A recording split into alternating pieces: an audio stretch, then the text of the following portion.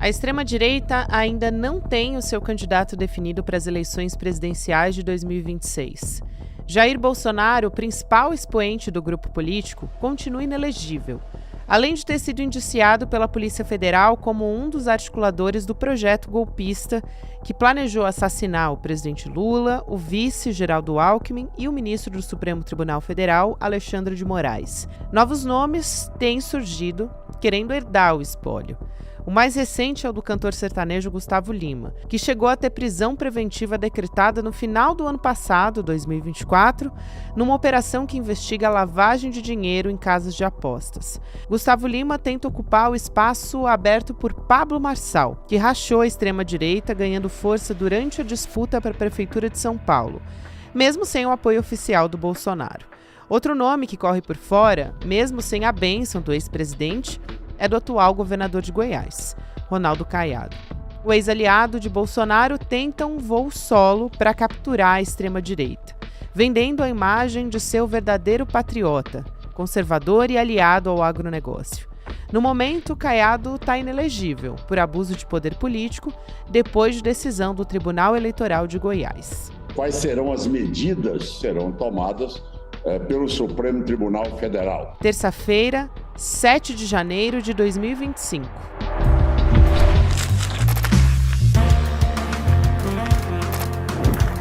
Sou a Gabriela Varela, esse é o podcast e aqui mais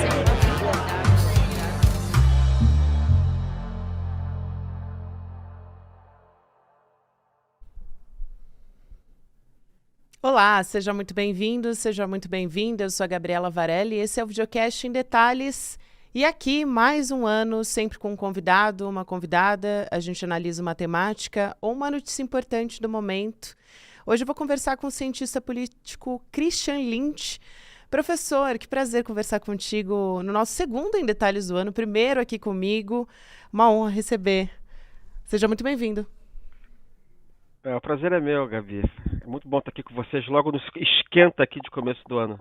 Esquenta de começo do ano, a gente mais um ano começa falando da extrema-direita. Especificamente, eu queria começar da perspectiva nossa aqui no Brasil, né? Dessas movimentações todas, tem gente lançando o próprio nome como candidato à presidência em 2026, nomes, assim, bastante inesperados até, mas acho que vale a pena, antes de a gente entrar um por um, talvez em algumas movimentações específicas, a gente dar uma olhada de cima em relação a todas essas movimentações, né? Elas servem como uma espécie de alerta ao Jair Bolsonaro, na sua visão? Como é que o senhor está acompanhando? Olha, eu tenho a impressão de que a direita vai bem, mas o bolsonarismo vai mal. Aí eu tenho que ser obrigado a fazer uma distinção entre bolsonarismo e direita ou extrema-direita. Não, o bolsonarismo eu entendo que ele tem é um movimento social, né, que tem Jair Bolsonaro como seu catalisador, né? Eu acho que ele serviu de catalisador para essa direita, sobretudo para essa nova direita. Eu vou falar nova direita aqui.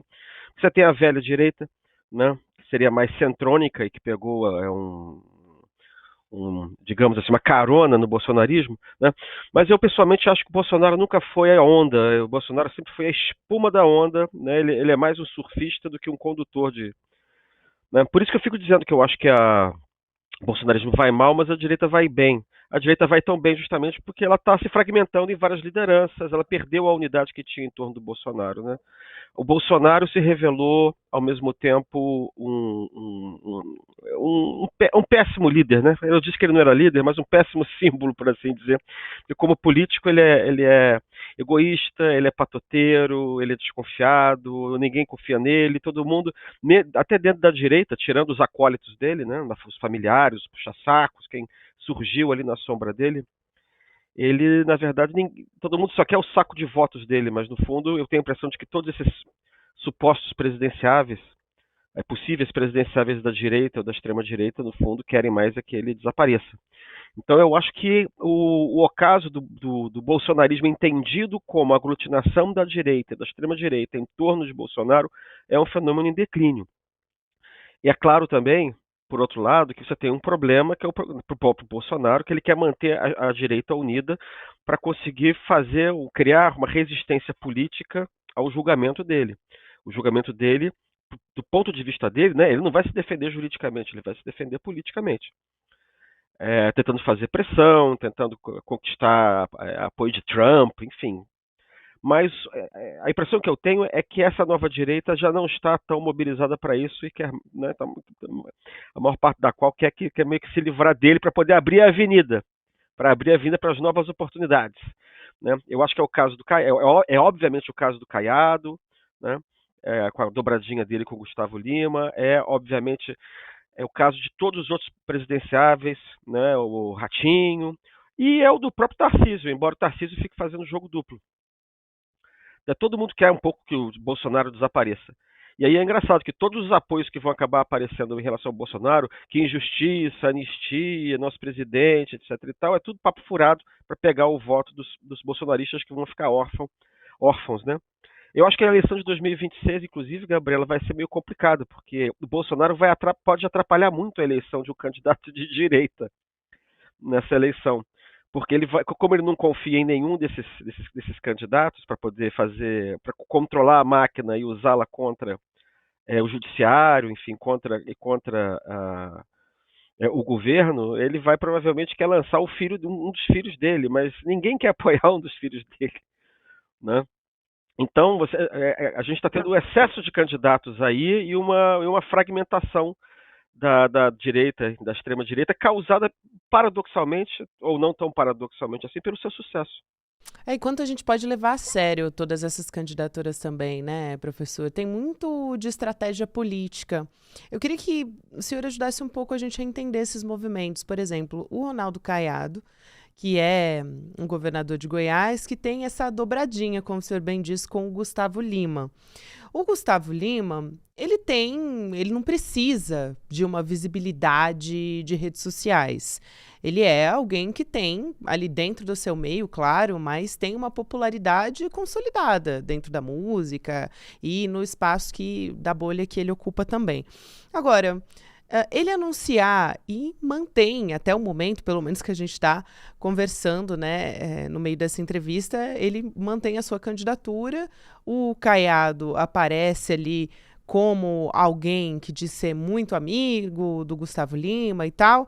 Outros também acabam aparecendo para dar suas declarações. Então, achei interessante, por exemplo, o Danilo Gentili chegou a falar, eu também quero ser candidato a presidente. Não, na verdade, eu apoio o Gustavo Lima ser candidato. O Pablo Marçal, que foi um grande problema das eleições municipais de 2024 e também conseguiu se colocar ali numa visibilidade e colocou também uma pedra no sapato do Bolsonaro e da extrema-direita. Ele também apareceu para falar da candidatura do Gustavo Lima. Então, o que, na verdade, está por trás dessa candidatura? Será que tem como a gente saber também, né? Porque é isso. Visibilidade, ele não precisa.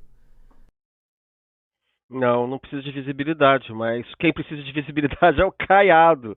E aí, no caso, o Gustavo Lima está colocando o capital midiático dele a serviço do Caiado, porque o Caiado ele é uma liderança muito tradicional da direita goiana desde sempre. É bom lembrar que a família do Caiado está na política, sei lá, há um século. Eu não sei se vocês sabem, mas, por exemplo, o tio dele, o Eumano, acho que era Eumano o nome dele, era o principal aliado do Juscelino Kubitschek para viabilizar a transferência da capital do centro demográfico do Brasil, que era esse Rio e São Paulo, para o meio, para Goiás.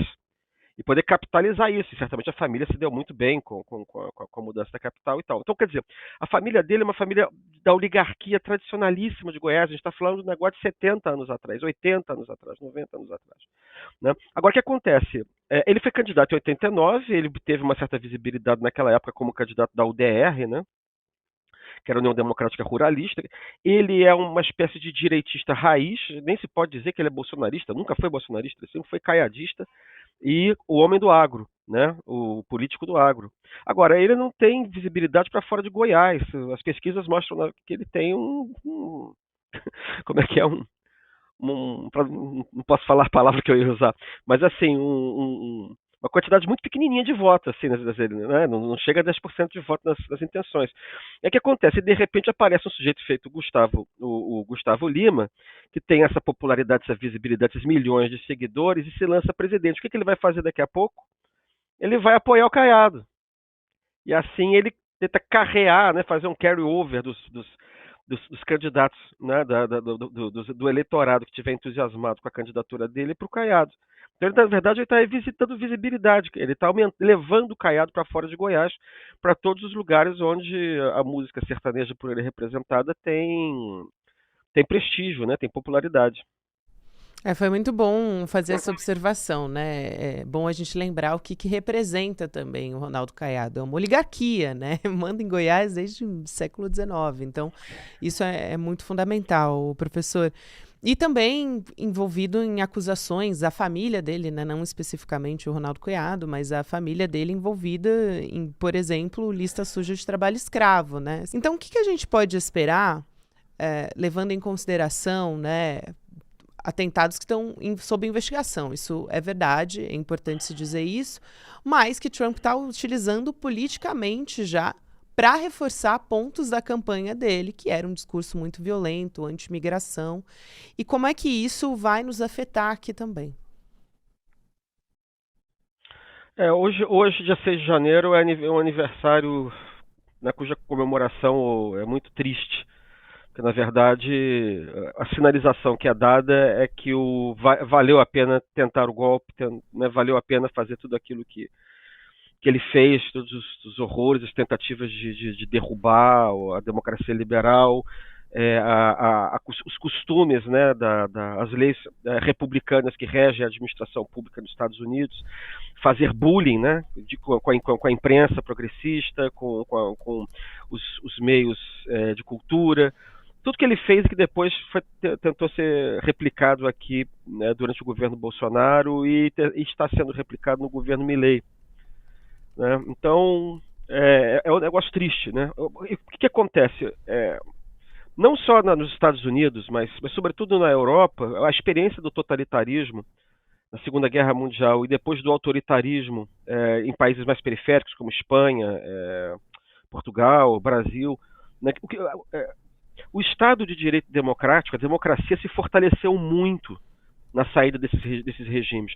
Você criou cortes constitucionais muito fortes, você criou uma administração pública toda baseada no concurso e na estabilidade dos servidores, você garantiu a livre expressão da imprensa.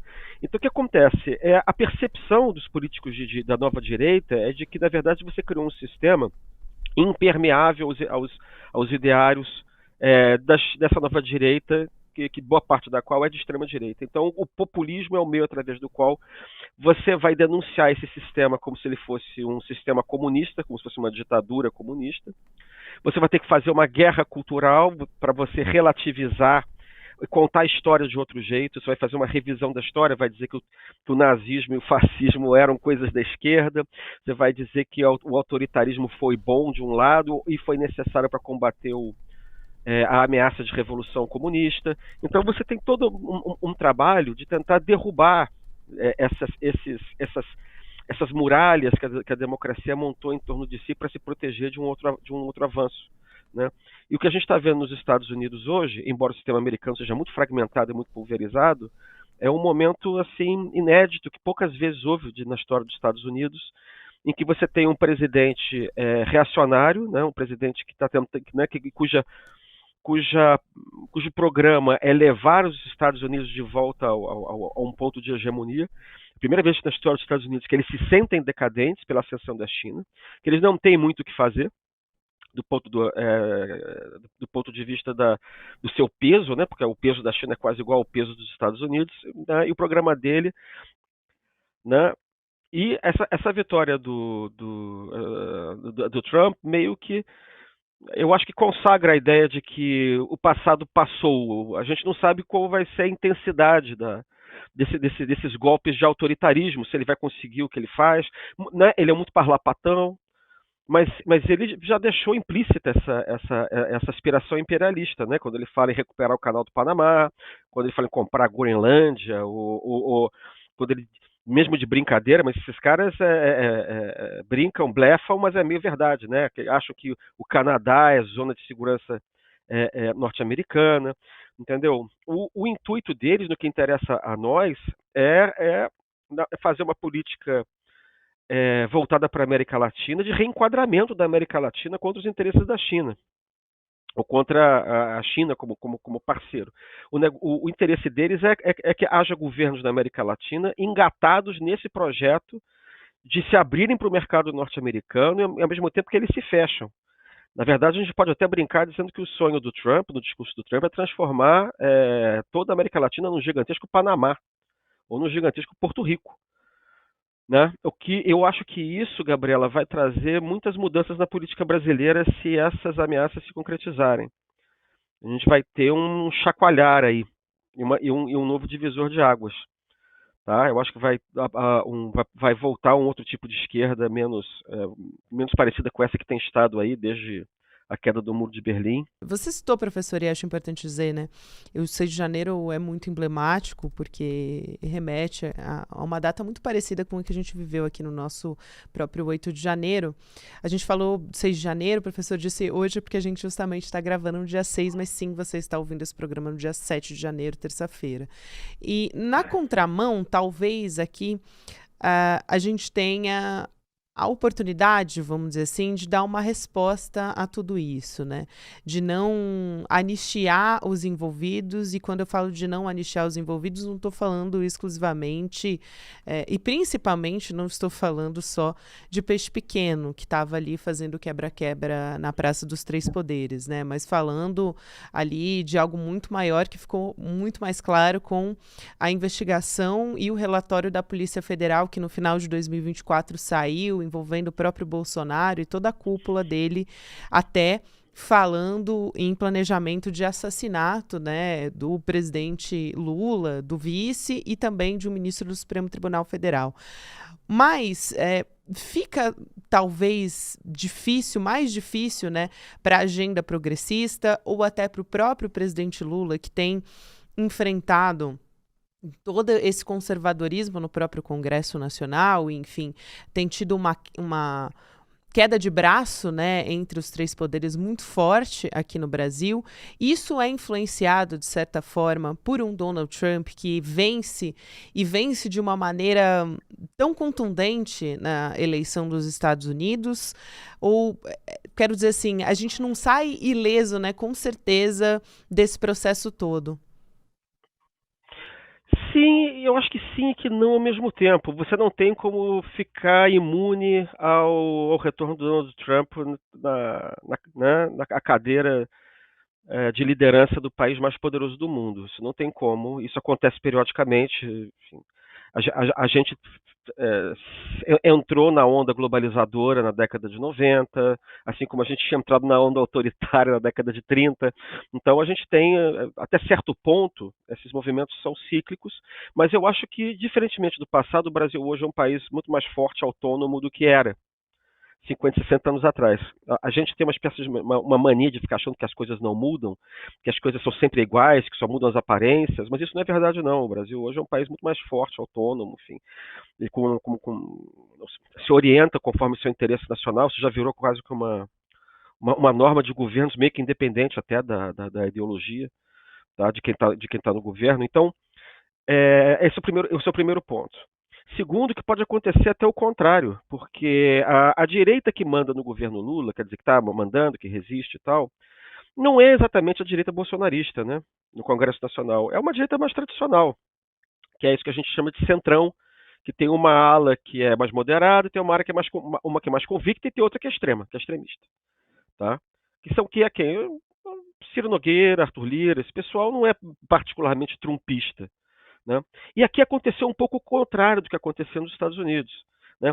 Digamos assim, a gente sofre o impacto do que acontece lá fora, mas a gente tem um andamento próprio, a gente tem questões próprias, a gente tem a nossa própria trajetória, entendeu? É como se a gente tivesse o próprio caminho, e o efeito externo é como se fosse ventar ou não ventar, chover ou não chover, né? Fazer sol ou não fazer sol. Muito mal comparando, é como se fosse isso. O populismo é um meio de que a extrema-direita e parte da direita se vale para quebrar esse Estado que foi criado e consolidado nos últimos 30 anos, mas não necessariamente para os mesmos fins. É claro que são sempre fins autoritários, mas são os fins decorrentes das idiosincrasias e particularidades de cada país.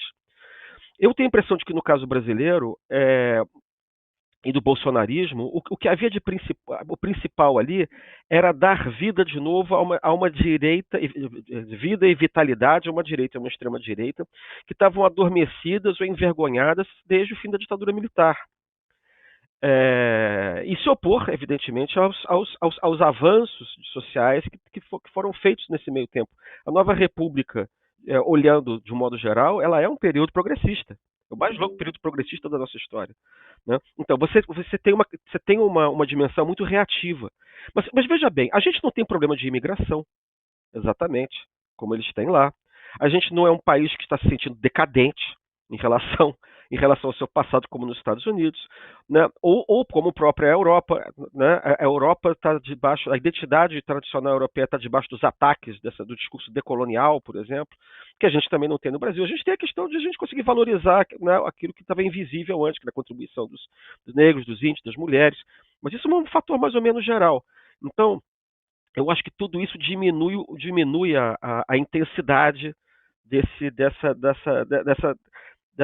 força disruptiva, dessa força subversiva da extrema-direita entre nós. Eu, pessoalmente, acho que a partir do momento em que a nova direita entra no Congresso Nacional, a pressão pelo golpismo diminui, porque você diminui a pressão, porque o sistema político brasileiro mostra que é capaz de dar voz a essas pessoas também. Que era uma coisa que eles achavam que não tinha, que o problema era do regime de um modo geral. Né? Agora, tem outros fatores. Aqui no Brasil, a gente tem talvez o judiciário que seja mais poderoso do mundo. Né? E esse judiciário foi constituído para defender a nova república e essa Constituição. Então, ela tem voz ativa e ela tem força para combater, o tanto quanto pode, esse tipo de aventura golpista que é representada pelo Trump nos Estados Unidos, que no Brasil é representado pelo Bolsonaro. O Bolsonaro também, como eu já disse, é uma liderança 10 vezes pior, mais capenga, mais pilantra, mais, enfim, sem comentários, muito menos consistente, para falar uma palavra bonita, do que o Trump. O futuro do Bolsonaro provavelmente já está previsto, né, já está marcado. Ele certamente vai estar condenado até o final do ano. Primeiro, né, o senhor já respondeu sobre a expectativa de uma condenação e uma prisão de Bolsonaro em 2025, antes do ano das eleições, o que eu acho que seria importante. E acho que o quanto uma resposta a isso também daria uma resposta a essa pressão pelo golpismo, vou usar o termo que o senhor mesmo usou, né? Essa pressão pelo golpismo, e eu acho que nomes aí como Ronaldo Caiado, Gustavo Lima, também não deixam, não querem deixar morrer o espírito golpista no país. Então, a gente vai ter agora o 8 de janeiro, né? O presidente Lula está fazendo um evento ali em prol da democracia e dando um certo recado também em relação à anistia e aos políticos que estão querendo fazer uma pressão para se anistiar. Então, dar uma resposta a isso e, emblematicamente, essa prisão de Bolsonaro, que, pelo que o senhor diz, né, acredita que vem, como que isso vai se refletir também na extrema-direita, para a gente fechar? Eu acho que existe direita e existe uma extrema-direita. Tem uma direita que, na verdade, não quer outro Bolsonaro. A maior parte da direita hoje, para mim, ela queria o Michel Temer que tivesse voto. Que é outra coisa. Um Sarney que tivesse voto. A gente tem que lembrar que a Nova República, antes do Bolsonaro, teve 2 presidentes conservadores. Teve um liberal e os outros de esquerda. Né? Eles querem uma espécie de um Sarney daquele tempo, ou um Michel Temer que tenham votos, que jogue com o centrão, né? Que contenha um pouco o STF, mas eu não vejo eles com ímpeto golpista no sentido forte dos generais do Bolsonaro e do próprio Bolsonaro. Isso não impede que apareça uma liderança populista.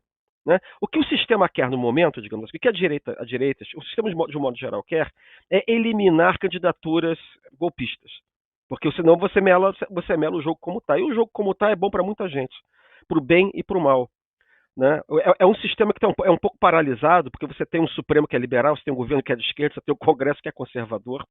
Tá? Mas é um sistema que você não consegue ir para frente, mas também não consegue ir muito para trás. Isso é que é interessante. Né? Não sei se é muito interessante para o país, mas, enfim, a mesma pedra que dificulta você ir para frente também dificulta você ir muito para trás. Né? Então, agora, nada impede que apareça, como já apareceram no passado, candidaturas descontroladas, um Pablo Marçal, embora eu acho que o Pablo Marçal vai acabar rodando também no Tribunal Eleitoral, né, que apareça uma candidatura dessas. O que se espera é que tenha um nome, digamos assim, respeitável. Né? 2018 era o Alckmin, tivesse uma candidatura de uma direita respeitável para se apresentar. O sistema político brasileiro, como todo sistema político, ele faz uma autodefesa, ele tenta se proteger. Né? Agora, todos os outros candidatos, nenhum deles tem força hoje, pelo menos nas últimas pesquisas, para bater uma reeleição hoje. Né? A gente está muito longe ainda, tá? Isso aqui tudo é especulação. É como se fosse assim, como se a eleição fosse no mês que vem. Tá? Uma reeleição do presidente Lula, né? Ou ele elegendo o Haddad. Isso não significa que necessariamente a esquerda conseguiria fazer maioria no Congresso. Então, talvez esse impasse que a gente vive hoje continuasse. Mas, para terminar, eu acho que tem uma variável importante aí que foi, de fato, a eleição do Trump. Se o Trump ameaça o Brasil, com essas gracinhas de Panamá, de Canadá, de guerra tarifária, se ele chegar falando grosso e tentar, por exemplo, se ele tentasse fazer alguma coisa em prol de Bolsonaro, como os Bolsonaro acreditam que ele fará, eu acho pouco provável, né? Até porque tem outros candidatos aí, há mileios aí soltos, que não tem os problemas do Bolsonaro, mas se ele tenta intervir diretamente na política brasileira, na justiça brasileira, isso certamente vai levantar um auê, e isso eu acho que pode ser um detonador de algo que eu estou esperando há algum tempo.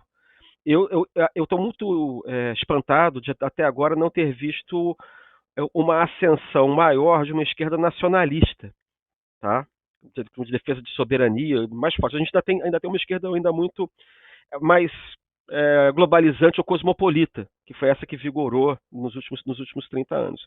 Eu acho que se ele faz alguma coisa dessas, era esse chacoalhar a que eu me referia. Você pode ter aí um renascimento, um discurso de defesa nacional, da soberania nacional, que pode mudar um pouco o espectro político do país, né? Político partidário, eu diria. Né? Você vai ter uma esquerda que é meio chinesa, você vai ter uma esquerda que é mais nacionalista sem se pender para a China. E aí, evidentemente, isso muda também o discurso da esquerda. E aí também a própria direita vai ser obrigada a se posicionar, se ela é entreguista, se ela defende a soberania nacional. Isso é uma coisa que pode dar uma chacoalhada, né, do cenário externo. E aí isso pode influenciar também a eleição de 2026. Sem dúvida. Professor, quero muito agradecer a sua presença aqui. Um prazer conversar contigo. Acho que é a primeira vez aqui no Em Detalhes, né? Professor Christian Lynch, cientista político. Obrigada, foi um prazer. Já fica o convite para você voltar numa próxima. Um grande abraço. Outro, Gabriel. Um abraço para todos que assistiram a gente. Quero te chamar também para fazer parte da nossa comunidade. A gente teve diversos desafios em 2024 e, como a gente conversou com o professor Christian Lynch, também muitos ainda aqui em 2025, mas que fortaleceram muito a gente aqui no ICL. A gente viu a extrema-direita global, de maneira geral, ganhar muito fôlego, mas aqui também a gente está tendo uma resposta, a gente teve um relatório da Polícia Federal, então a gente aqui vai continuar fazendo essa cobertura no ICL, a gente segue firme nessa luta e você é nosso convidado para se juntar à nossa comunidade. Então, a gente que continua fazendo resistência aqui quer ter você junto com a gente, do nosso lado. Acesse o icl.com.br em 2025 e faz parte da nossa comunidade. Aqui, como você está vendo na tarde, para você que me acompanha em vídeo, a comunidade mais corajosa do Brasil. Obrigada, você que me acompanhou até aqui. Em Detalhes de volta, então, a gente está de segunda a sexta-feira no ar, no YouTube às 10h30 da manhã e nas plataformas de áudio em qualquer momento do seu dia você pode nos ouvir também. Obrigada e até a próxima. Você pode ir para qualquer país e fazer qualquer tipo de documentário. Cheguei a Havana, o Fidel me chamou no gabinete dele e se virou e falou assim: o que você quer me perguntar? Essas são imagens inéditas e históricas. Disputar la subjetividad, comprender que las relaciones pueden ser realmente distintas.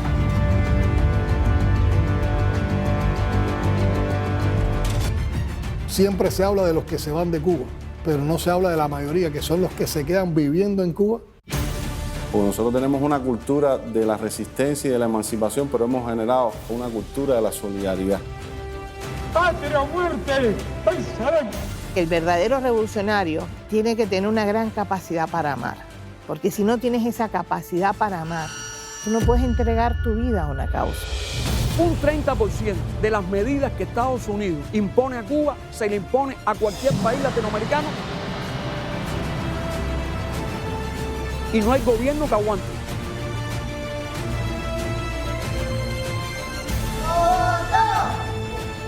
Entrevista com o presidente de Cuba, Miguel Díaz-Canel. Quítenme el bloqueo a ver qué pasa.